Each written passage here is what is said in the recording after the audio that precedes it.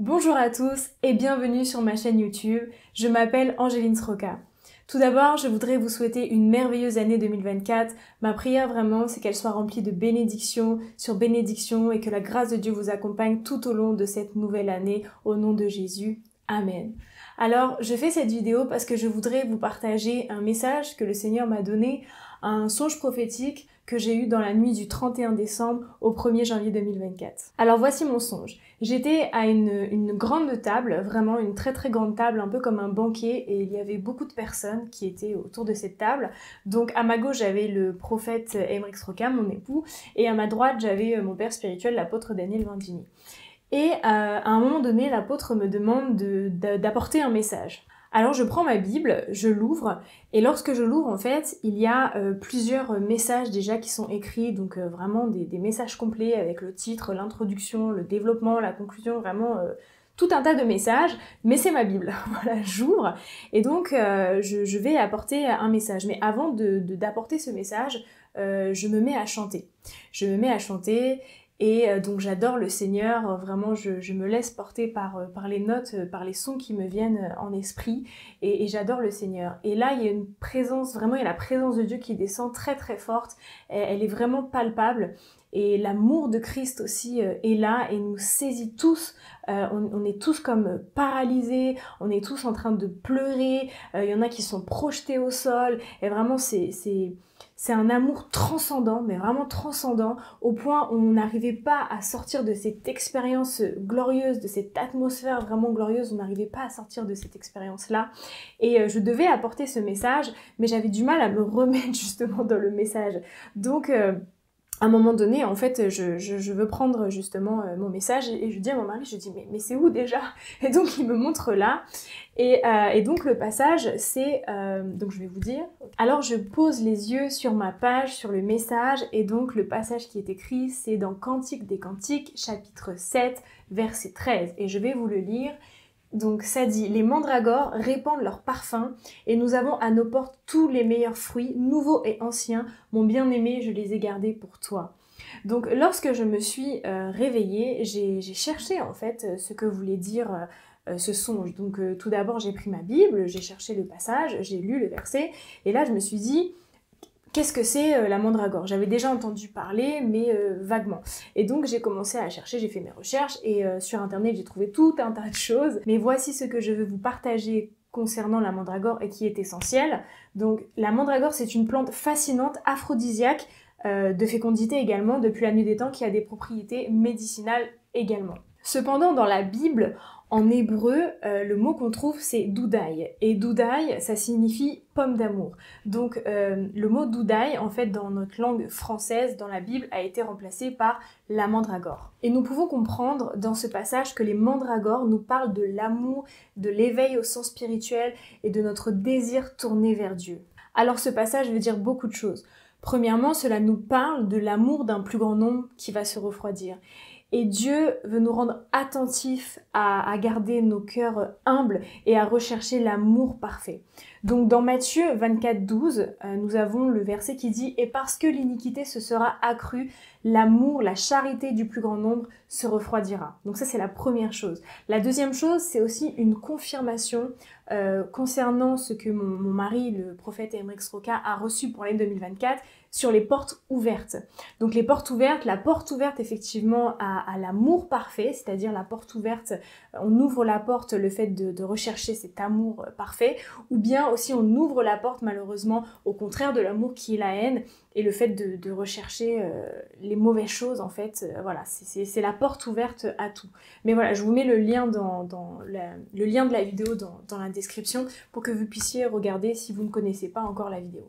Et donc suite à ce songe, quand j'étais en train de méditer dessus, le Seigneur m'a rappelé un autre songe que j'avais eu il y a déjà quelques années en arrière, et qu'à l'époque en fait je n'avais pas forcément bien compris, mais aujourd'hui je me rends compte que c'est totalement en lien avec le songe que le Seigneur m'a donné dans la nuit justement du 31 décembre au 1er janvier 2024.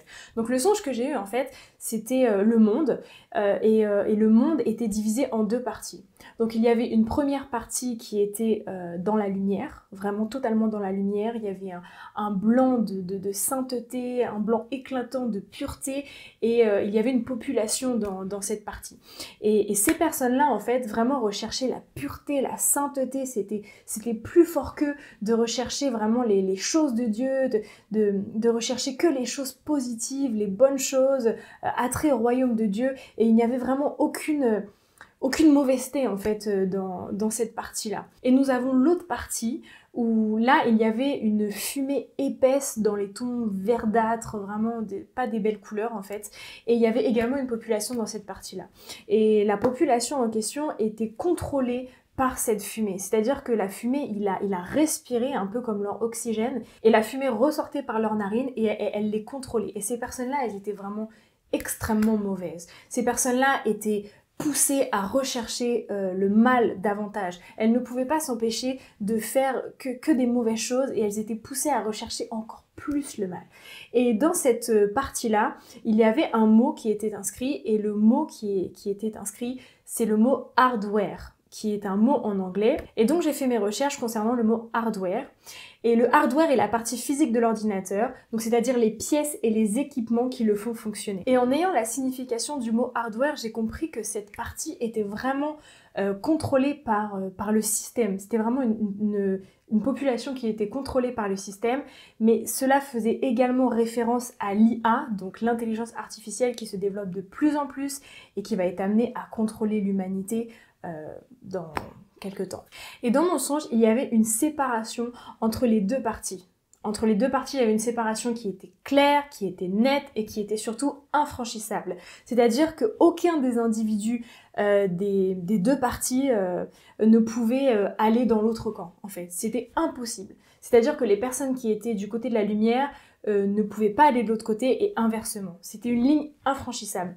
Et donc, quand le Seigneur m'a rappelé tout ça, justement, j'ai pensé au verset dans Apocalypse 22:11 qui dit que celui qui est injuste soit encore injuste, que celui qui est souillé se souille encore et que le juste pratique encore la justice et que celui qui est saint se sanctifie encore. Voilà, donc vraiment c'est clair et ce songe aussi nous parle de la séparation entre le blé et l'ivraie que nous pouvons trouver dans le passage de Matthieu chapitre 13 versets 24 à 43. Donc là je vais pas tout vous lire mais vous pourrez faire vos recherches. Vraiment c'est la séparation entre le blé et l'ivraie. Je me suis rendu compte aussi que la mandragore était utilisée dans Genèse 30 verset 14 qui nous dit « Ruben sortit au temps de la moisson des blés et trouva des mandragores dans les champs. » Donc la mandragore, c'est l'image de la manifestation de l'amour du chrétien, des sauvés, des rachetés envers le Seigneur. Et ce verset nous dit qu'il y aura des mandragores dans la moisson. C'est-à-dire que les mandragores représentent aussi ces nouveaux convertis qui vont arriver dans ce grand dernier réveil. Et ces nouveaux convertis auront vraiment un cœur pour le Seigneur, ils seront fanatiques de Jésus, ils seront totalement amoureux de Jésus. Et ce sera magnifique à voir. Donc nous savons que la plus belle des semences, c'est l'amour. Et vraiment, je veux vous inviter à rechercher l'amour parfait de Dieu, l'amour parfait envers le Seigneur, mais aussi rechercher cet amour parfait envers notre prochain. Parce que le Seigneur nous dit dans Marc 12, 30, 31, « Tu aimeras le Seigneur ton Dieu de tout ton cœur, de toute ton âme, de toute ta pensée et de toute ta force. Et voici le second commandement, tu aimeras ton prochain comme toi-même. Il n'y a pas d'autre commandement plus grand que cela. » Donc vraiment, je vous invite à rechercher cet amour parfait. Ce songe est vraiment prophétique parce que je l'ai fait dans la nuit, dans la nuit du 31 décembre au 1er janvier 2024. Donc ça annonce vraiment ce qui va se passer pour l'année 2024.